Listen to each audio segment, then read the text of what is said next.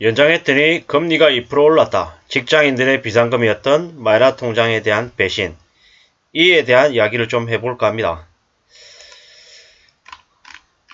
직장인 A씨는 최근 B은행으로부터 8월 31일 사용하던 마이너 통장 기한이 만료가 된다는 안내와 함께 연장이 가능하다는 얘기를 들었습니다. 근데 확인해봤더니 평소 금리가 4.4%였는데 연 6.32%로 2% 가까이 인상된다는 얘기 들었습니다. 현재 금리 적용받기 전에 3.5%로 이용했었는데 불과 2년 사이에 2배가 넘는 마이너 통장 금리 부담을 하게 됐던 겁니다. 그러다 보니까 사람들이 깜짝 놀래죠.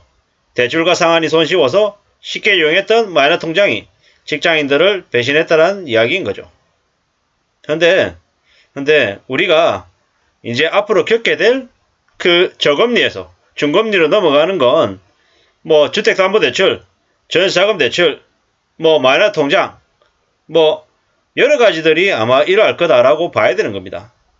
그 중에서 마이너 통장은 언제든지 빌리고 갚는 게 좀 수월해서 사람들이 좀 더 자유롭게 이용했던 게 사실이죠. 근데 이제 이 마이너 통장이 이제 우리한테 점점 부담이 된다라는 걸 이제 받아들여야 될 것 같다라는 겁니다.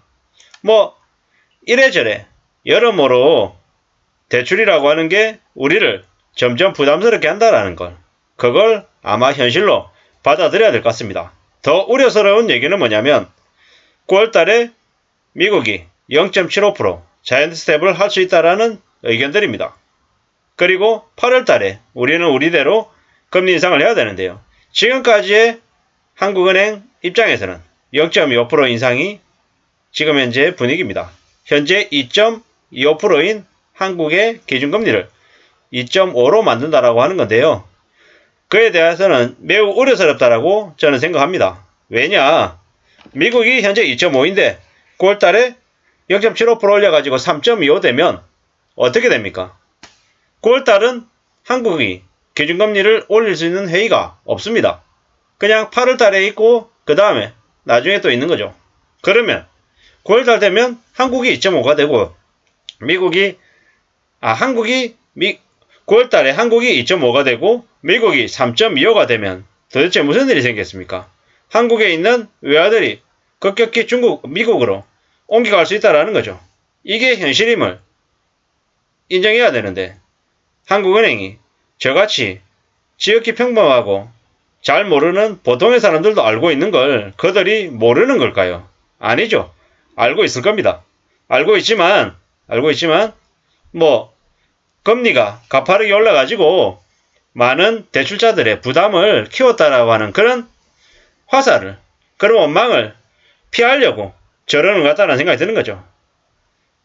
한국은행 같은 곳은, 한국은행장은 철저하게 물가를 잡기 위해서 애써야 되고 좀 더 큰 것들을 봐야 되는 곳 같은데 그냥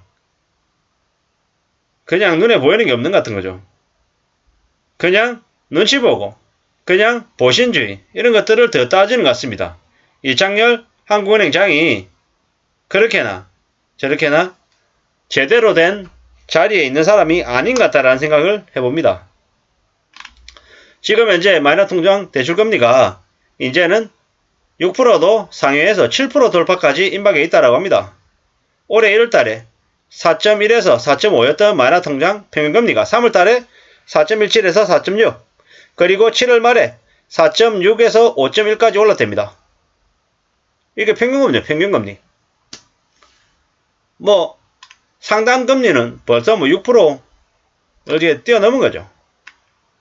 근데 다른 은행을 갈아타기가 쉽습니까? 어렵습니까? 어렵습니다.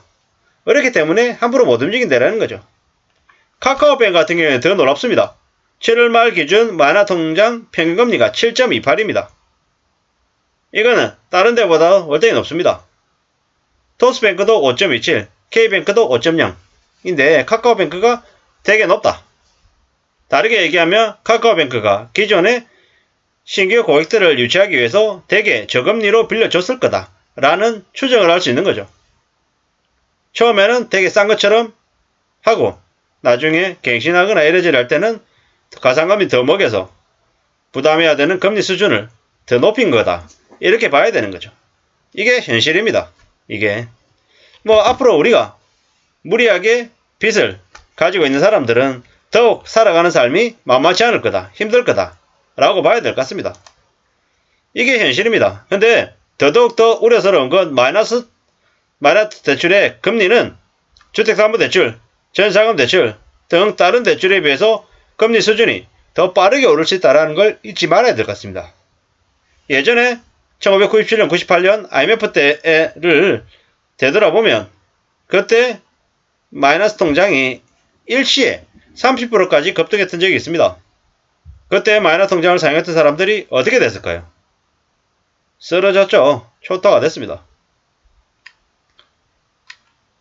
이미 마이너스 통장을 이용하면 대출금리가 6%가 넘어간다. 이렇게 봐야 되는 거죠.